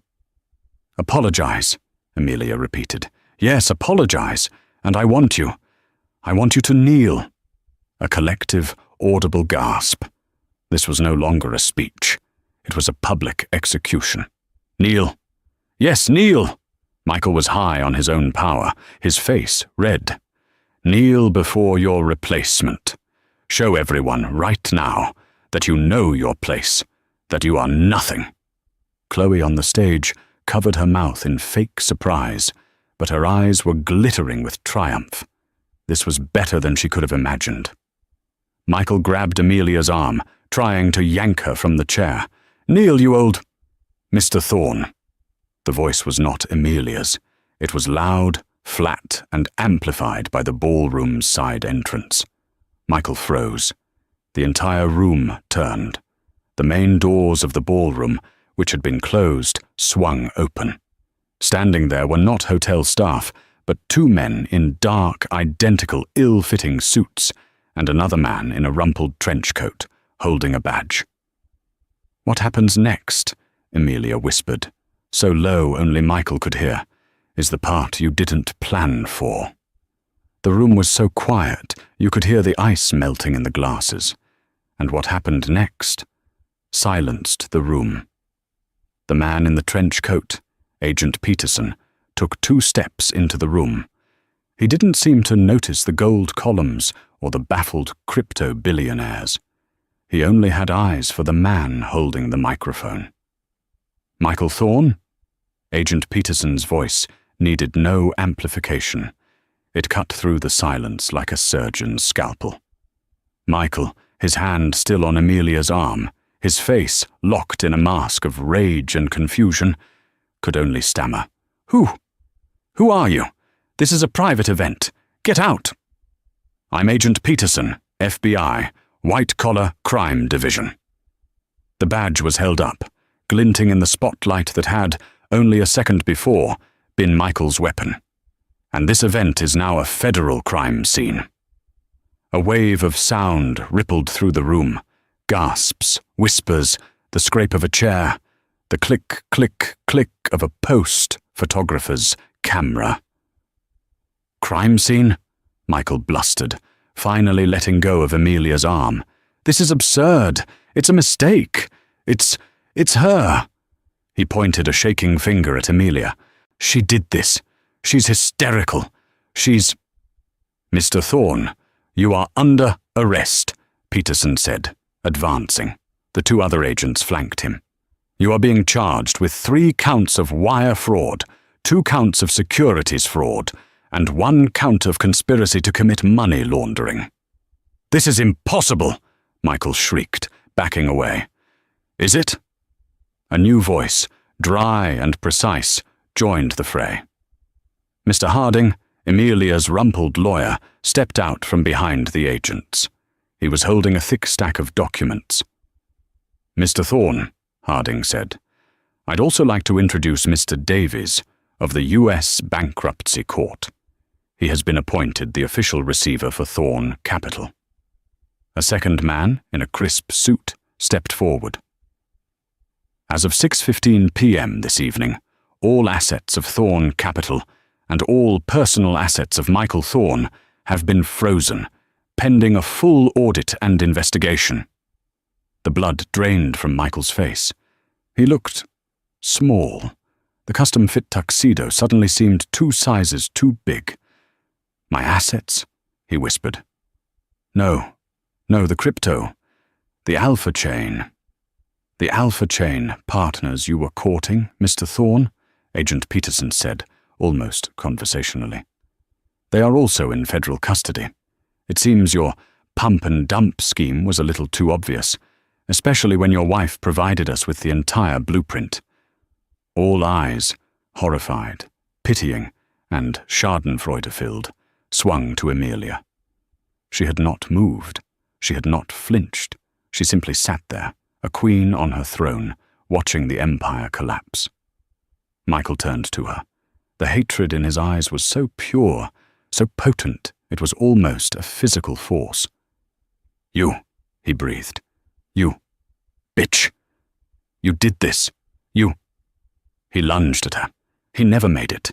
The 2 agents were on him in a second, twisting his arms behind his back with a practiced, brutal efficiency. The sound of high-end bespoke fabric ripping was followed by the sharp, metallic click of handcuffs. "Michael!" The shriek came from the stage. Chloe Sinclair, the goddess, the future Mrs. Thorne, looked like she had seen a ghost. "Marky, tell them it's a lie! Tell them!" "Ms. Sinclair?" Agent Peterson said, not even turning around. "Chloe Sinclair?" Yes? You're under arrest, too. Conspiracy to commit wire fraud. It seems the $5.2 million Mr. Thorne wired to your personal account in the Caymans this morning was, in fact, stolen from his investors." It was a gift," Chloe stammered, as the first agent started leading Michael, now white-faced and trembling, toward the door. A bonus for my PR work." "I'm sure it was," Peterson said. A female officer, who had entered unnoticed, was now walking onto the stage. "You'll have plenty of time to explain your PR duties downtown." "No, you can't!" Chloe shrieked, backing away. "My dress! It's couture!" The officer didn't blink, simply grabbed her wrist. The goddess was cuffed. The room was absolutely, profoundly silent. The only sound was Michael, who had stopped struggling, his entire body rigid. He was staring at Amelia. "Why?" he whispered, his voice broken. "I gave you everything." Amelia Vance finally stood. The spotlight which had been chasing Michael found her. She seemed to radiate a cold blue light. She smoothed the front of her gown, walked past the FBI agents, and stood directly in front of her husband. She did not slap him. She did not raise her voice. She simply leaned in close, her face inches from his, and said, "You asked me to kneel, Michael. You demanded I apologize." She paused, holding his gaze. "So I'm sorry. I'm sorry that I didn't do this 5 years ago. And as for kneeling," she looked down at his cuffed hands. She looked at the federal agents holding him. She looked at the ruins of his life, laid bare in a ballroom he had paid for with stolen money. "It appears," she said, her voice clear and carrying across the silent room, "that you're the one who has been brought to your knees. Not me." She stepped back. "Agent Peterson, he's all yours." As Michael Thorne was dragged, speechless, from the ballroom, and a weeping Chloe Sinclair was led off the stage, Amelia Vance turned to the stunned crowd. She picked up the microphone Michael had dropped.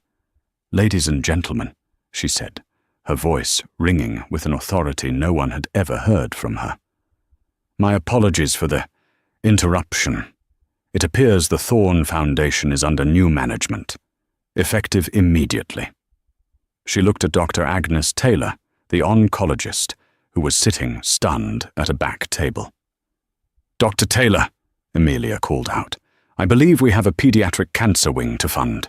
Please come join me at this table. We have a lot to discuss." The silence was broken, not by gasps, but by a single, slow clap. Then another, and another. Within 10 seconds, the entire room, the old money, the new money, the press, was giving Amelia Vance a standing ovation. The days that followed were a media hurricane. "Titan in chains!" screamed the Post. "Throne of lies," declared the Daily News. The Gala Gavel, how one woman brought down Wall Street's biggest bully. But Amelia was nowhere to be found. She had vanished from the penthouse, leaving behind the green-stained chair, the $80,000 sofas, and a life she'd never wanted. She was in Mr. Harding's decidedly non-flashy office on a lower Manhattan side street, sipping tea. The office was filled with books, not art, and the only view was of a brick wall. Amelia had never felt more at home. "They've offered him a plea deal," Harding said, peering at her over his glasses. 15 years.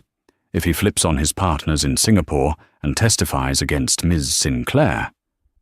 "He'll take it," Amelia said, not looking up from the document she was signing. "Michael is a bully, but he's also a coward. He'll throw Chloe under the bus to save himself 3 years. He already has. Her bail was denied. Her defense is, 'I was in love.' She was in love with his bank account, a common, and in her case, indictable, disease." Amelia signed the last page with a flourish. "There, the Vance Endowment. It's now officially chartered as the Vance Taylor Foundation for Pediatric Research." Harding smiled. "You've endowed it with the full amount seized from the frozen assets." "My assets, Mr. Harding. Let's be clear. The money he stole." This was the part the media didn't know. The twist within the twist. Harding picked up a different file. This one was old, the manila folder soft and faded. "The Sterling audit," he said. "I've reviewed it a dozen times. Amelia, it's a masterpiece of forensic accounting. You missed nothing." How did you know?" Amelia finally looked up. Her grey eyes were no longer cold. They were sad. "I didn't at first," she said. "For the first 5 years, I thought he was just difficult, arrogant. I thought he resented me for my family's money, for saving him." She took a sip of tea. "Then, on our 10th anniversary, he was drunk, triumphant. He'd just closed a massive deal, the one that put him on the Forbes list. He toasted. To Arthur Vance, the old fool." "Your father," Harding said softly. "My father, who died of a heart attack when his company, Sterling Ventures, went bankrupt 20 years ago. A bankruptcy that happened mysteriously. A hostile takeover from an unknown offshore entity." Harding's eyes widened. "Rosalind Holdings." "Rosalind Holdings," Amelia confirmed. "Named for his mother." "Michael, he didn't just marry my family's money, Mr. Harding. He stole it. He built his entire empire on the ruins of my father's life. He bankrupted my family, and then he married me to gain the legitimacy of the Vance name, all while he was secretly, systematically, siphoning the last of the Vance endowment into his own pockets." The silence in the small office was profound. He told me," she whispered, a single tear tracing a path down her cheek, the first she had shed. "He told me he married me because he wanted to own the last thing the Vances had left. He thought it was a compliment." "My God," Harding breathed. I found the first clue 5 years ago, Amelia continued, composing herself. A stray transfer slip. Sterling. Why would he name a file Sterling? It was his first mistake. His ego. He needed the reminder. From there, I just followed the money. I learned to code. I learned forensic accounting. I took online classes. He thought I was faded, reading. He thought I was shopping. I was hunting. This wasn't a divorce, Amelia, Harding said, looking at her with a new, profound respect. This was a reclamation. He took my father's company, my father's money, and my father's name, she said, her voice hard as steel. I wasn't just informing the FBI. I was balancing the ledger. It wasn't just about his fraud. It was about all his sins. And Chloe? A pawn. A stupid, greedy girl he used to try and humiliate me. She was the final straw. When he demanded I kneel, Amelia's eyes flashed. He didn't just demand my humiliation. He was demanding the humiliation of my father's memory. I was happy to let the FBI step in at that exact moment. He deserved an audience for his downfall. He'd worked so hard to get one. She stood up, smoothing her simple, dark dress. The penthouse? Harding asked. Liquidate it. All of it. The ugly sofas, the art, the cars. Sell it all and put the money into the foundation. Except... She paused. Except what? The antique chair. The one Ms. Sinclair so helpfully redecorated. Send it to my new apartment. But it's ruined. It's not ruined, Mr. Harding, Amelia said, a small smile playing on her lips. It's a reminder that stains can be cleaned, and that even the oldest, most faded things can have a strength you never saw coming. While Michael Thorne's world shrank to an 8 by 10-foot cell, and Chloe Sinclair's to a 6-person holding pen, Amelia's world began to expand. The first month was about the unbecoming. She was unbecoming Mrs. Michael Thorne.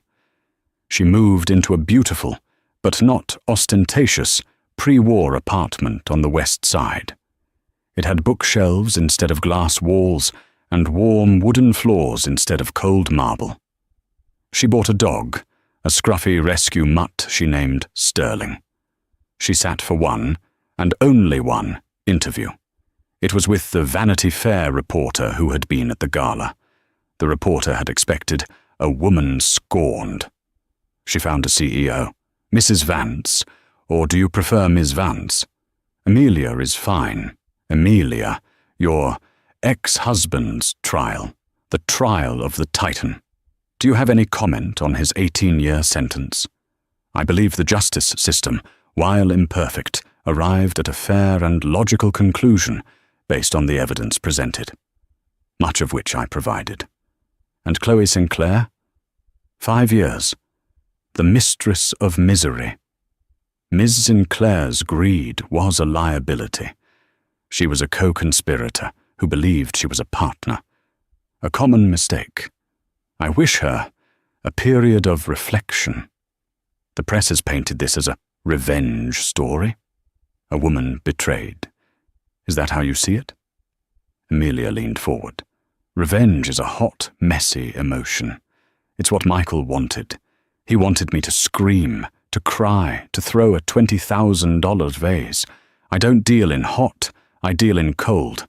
What I executed was not revenge, it was restitution. It was a corporate restructuring of a life built on fraudulent grounds. Michael Thorne was a bad investment. I corrected the market. The article, when it came out, didn't have a picture of a victim. It had a picture of Amelia, smiling, in a lab coat, standing next to Dr. Taylor in the newly opened, state-of-the-art Vance Taylor wing at Mount Sinai. But the unbecoming wasn't without its ghosts. One afternoon, sorting through the last boxes from her old life, she found a letter. It was from Michael, sent from prison via his lawyer. Against Mr. Harding's advice, she opened it. It was not an apology. It was 6 pages of single-spaced, handwritten venom. He called her a viper, a bloodless snake, a relic, a nothing. He blamed her for everything, for his failure, for his arrest, for the bad food. "You loved watching me fall," he wrote. "You always wanted this. You were jealous of my success." Emilia read the entire pathetic letter. She read it as sterling, her mutt snored at her feet. She didn't burn it. She didn't rip it up. She took out a red pen. She calmly went through, circling the 23 spelling errors, the 14 grammatical mistakes, and the 7 logical fallacies. At the top, she wrote, "See me after class." She mailed it back to the prison. She never heard from Michael Thorne again. As for Chloe, she tried to sell her story from prison. My Nights with the Titan. No one bought it. The 15 minutes of fame she had so desperately craved had turned into 5 years of hard time. Upon her release, she was deported. Her global holdings, as it turned out, were as fake as her love for Michael. Emilia's only other ghost was the chair. It sat in her new study, the green stain still faded, but visible on the silk. It was, as she'd said, a reminder. One day, Mr. Harding came to visit, bringing by the final dissolution papers. "You really kept it," he said, touching the stained fabric. "I did," Emilia said, pouring them both a brandy. "Why? Surely you can have it restored." "Oh, I could," Emilia said, handing him a glass. "But I like it. It reminds me that some things look fragile, but are strong enough to withstand even the most toxic spills." Harding raised his glass. To foundations," Emilia said, her eyes bright. "The real kind, the ones that last." 1 year to the day. The Plaza Hotel ballroom was, once again, the most sought-after invitation in New York. But the room, and the city's reason for being there, was unrecognizable. The date was the only thing that remained the same. The very air in the room was different. A year ago, it had been thick with heavy, thumping electronic music, the scent of expensive but cloying perfume, and the electric, predatory tension of a Wall Street trading floor. Tonight, the air was light. A string quartet, a real one, Emilia had insisted, played Bach in a corner. The lighting was not the gaudy, Roman gold uplighting of Michael's ego, but a soft, elegant glow in deep sapphire and silver, colors that became known in foundation circles as Vance Taylor blue. The scent was a clean, subtle mix of fresh lilies, the funereal flowers Chloe had despised, and the aroma of a world-class dinner. The guests were different too. The Alpha Chain crypto founders were, by now, halfway through their own prison sentences. The influencers and new money sharks were absent, having found a new, gaudy titan to circle. Tonight, the tables were filled with doctors in unassuming suits, Nobel laureate researchers with ink stains on their cuffs, Pulitzer-winning journalists, old money philanthropists who had once pitied Emilia, and, most importantly, families. Families who had, in the past year, been given a priceless gift by the work being done in this room. Time. Emilia Vance stood near the entrance, not as a spectator, but as the host, the gravitational center of the room. She was not in the midnight blue armor she had worn to her own war. She was in a sleeveless, floor-length gown of liquid silver, a dress that caught the light and seemed to turn it into warmth. Her hair was down, and her only jewelry was a simple, elegant pearl necklace. She was not a queen. She was not a relic. She was, simply, Emilia. Mr. Harding, now on the Foundation's board, came up to her, holding 2 glasses of champagne.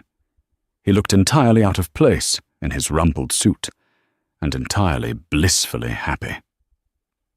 "I must say, Amelia," he said, handing her a glass, "I never expected to be back here." "Neither did I, Mr. Harding," she smiled. "But I couldn't let him have the last memory in this room. We're overwriting the file."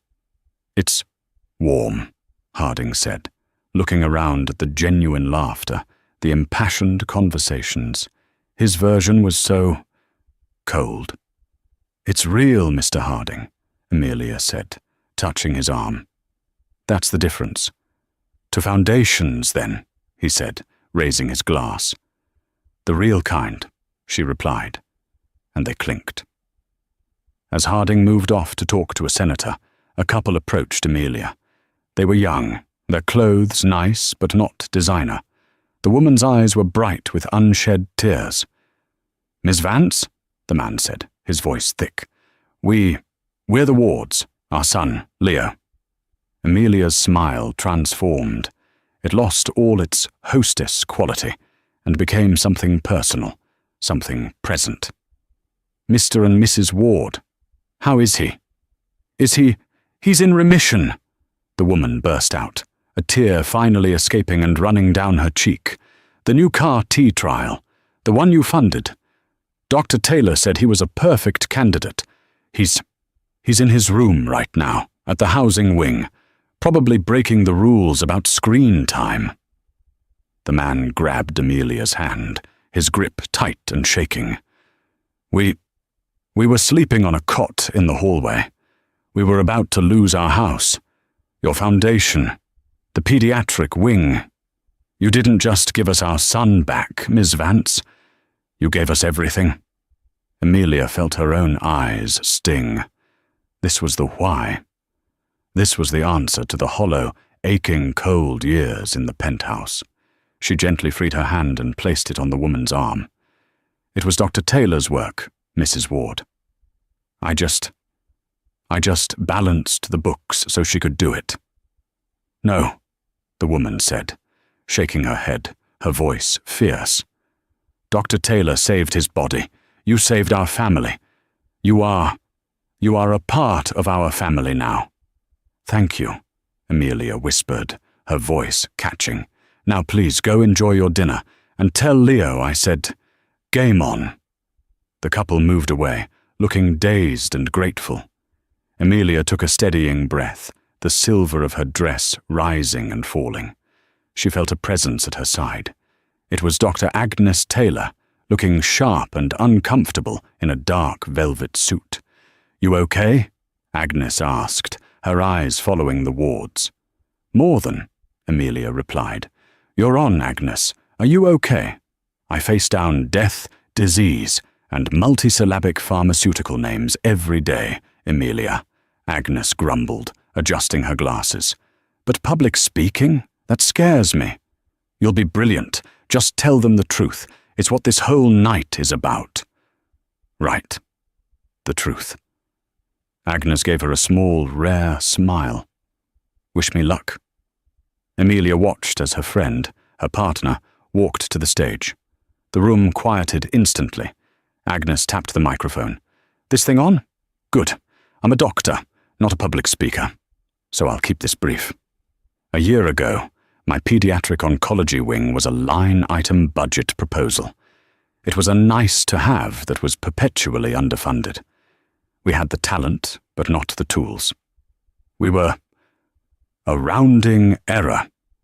She looked out at the crowd. "Tonight, I can announce that the Vance Taylor wing has been operational for 9 months. We have, as of this morning, enrolled our 50th patient in 3 separate, fully funded clinical trials. Our patient family housing is at 100% capacity, and we've just broken ground on a second building. We are saving lives." The applause was heartfelt. Agnes held up a hand. "Thank you. But I am not the person you should be clapping for. This was all made possible by one person. And I'm not talking about a wealthy patron who wrote a check and walked away. I'm talking about a partner." She turned, her eyes finding Amelia in the crowd. The press, in their infinite wisdom, have tried to paint Amelia Vance as a woman scorned, or a viper, or a victim.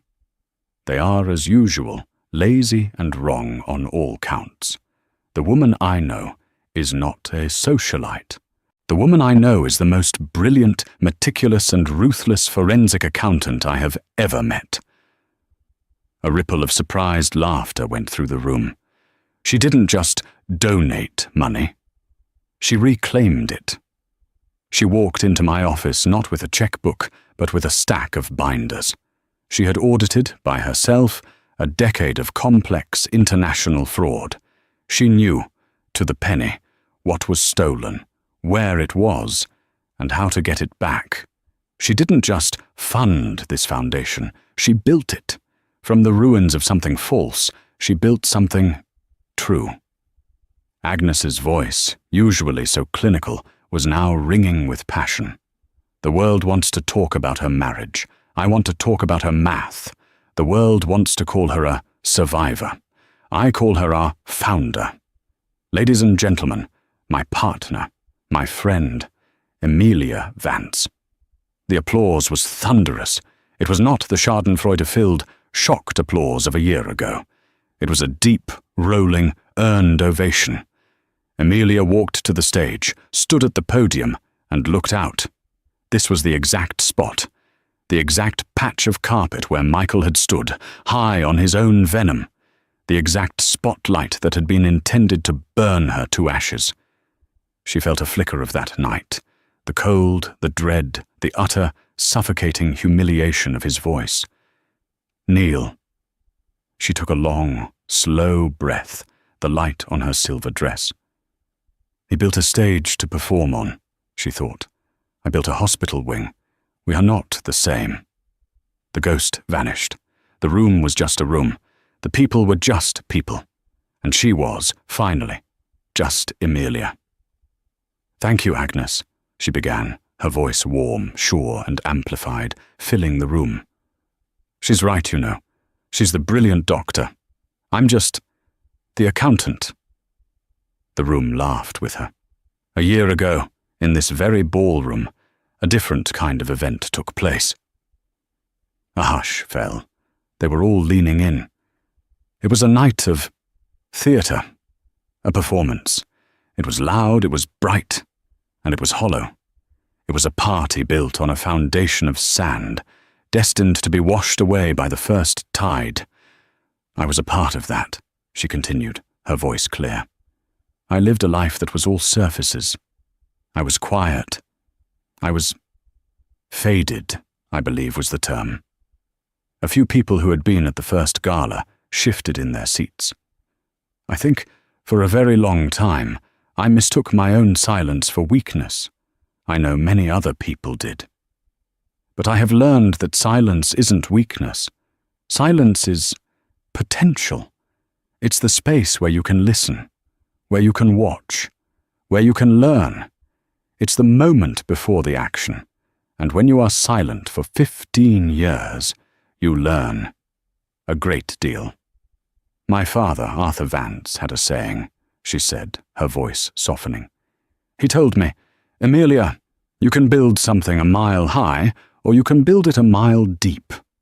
The mile-high structure is what everyone sees. It's impressive. It's all glass and steel, and it catches the sun. It casts a long, impressive shadow. But it's vulnerable. It's mostly just air. And it's built to be seen, not to last. Michael Thorne, she said, and the name, spoken for the first time, landed with a dead, final thud. He built a mile high, and we all saw what happens when a little wind blows. A mile-deep foundation. You never see it. It's the hard part. It's the calculations, the concrete, the rebar. It's the truth that holds everything else up. It's boring and unglamorous, and it's the only part that matters. It's what lasts. She looked at Dr. Taylor. The work Agnes does, the work the wards and 49 other families are a part of, that is mile-deep work. What we are doing here tonight, all of us, is not a performance. It is not a party for our own egos. This is the real foundation. This is the shelter from the storm. This is the cure. This is the future. I was challenged in this room to know my place. I'm happy to report that after a year, I finally found it. It is not at a table in the back, and it is not on a stage. It is with all of you. Building. Thank you. She finished, and for the second time in this room, there was silence. But it was not horror, and it was not shock. It was a profound, shared respect. And then the applause began, and it was a storm. Later, as the evening was winding down, Amelia was standing by the dessert table in deep discussion with Dr. Taylor about a new protein folding algorithm. A young reporter, new on the beat, her eyes wide, approached her. Miss Vance? Amazing speech. That was raw. I just have one question. I know you've moved on, but don't you think, on some level? This, the reporter gestured to the successful, brilliant, warm room, is all just the best revenge? Amelia looked at the young woman. She didn't sigh. She didn't roll her eyes. She just smiled, a small, patient smile, and picked up a chocolate-covered strawberry. Revenge, dear, she said, is a hot, messy, short-sighted emotion. It's what Michael wanted. He wanted a fight. I gave him an audit. Revenge is about passion. What I did was about math. It's a very different animal. She gestured to the room. This is not revenge. This is restitution. This is the portfolio being rebalanced to its correct, original state. This is just what was supposed to be. The reporter, scribbling furiously, nodded. Okay, and just one more question then. The media, we've called you a victim, a survivor, a Titan slayer. After all this, how do you see yourself? Are you a survivor? This was the final beat. Amelia paused. She looked past the reporter, across the room. She saw Mr. Harding, laughing with a Supreme Court justice. She saw the Ward family, sharing a slice of cheesecake, the husband's arm around his wife. She saw Dr. Taylor in a corner, arguing animatedly with a Nobel laureate, her hands flying. A survivor, Amelia said, tasting the word. That's an interesting choice. A survivor is someone who is defined by what happened to them. They're looking backward. Their story is over. They're just trying to get through the day. She turned, her silver-gowned figure catching the light, and her grey eyes, once so cold, were now bright. She gave the reporter a full, genuine smile. I'm not getting through anymore. She took a bite of the strawberry, a perfect, final punctuation. I'm getting started. And just like that, Amelia Vance proved that the most powerful person in the room isn't the one with the loudest voice, but the one with the best laid plans. She didn't just get divorced. She delivered justice. She didn't just survive. She thrived. What do you think of Amelia's ultimate move? Was it cold-blooded revenge or perfect, calculated justice? Let me know your thoughts in the comments below. We read every single one. So many people, women and men, are trapped in situations where they feel powerless, like a relic in their own lives. If this story touched you or reminded you of your own strength, please like this video and share it with someone who needs to hear it. And of course, subscribe to our channel for more stories of karma, twists, and justice being served. Until next time, remember, never underestimate the quiet one.